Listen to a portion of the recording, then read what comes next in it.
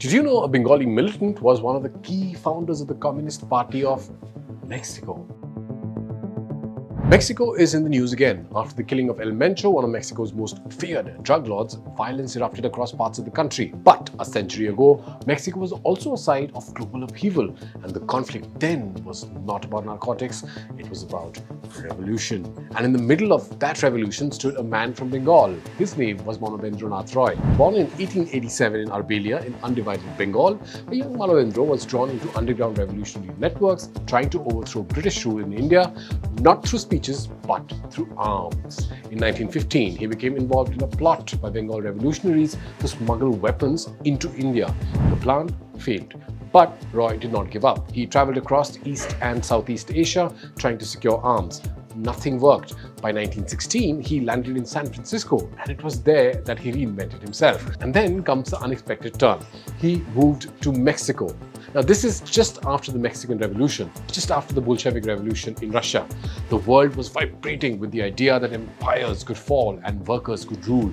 In that charged atmosphere, Roy helped found what became the Mexican Communist Party, one of the earliest communist parties outside Soviet Russia. Think about that. An Indian anti-colonial militant, unable to get guns for Bengal, ends up shaping left-wing politics in Mexico. Roy's intellect soon took him further. He traveled to Moscow, impressed Vladimir Lenin, and was placed on the executive committee of the Communist International, or the Comintern, the body that aimed to coordinate global revolution. But Roy was never a blind loyalist. By 1929, he broke with the Comintern over the policies of Joseph Stalin. The revolutionary who had once embraced global communism now rejected what he saw as authoritarian distortions of it. He tried to return secretly to India. The British arrested him. He spent years in prison.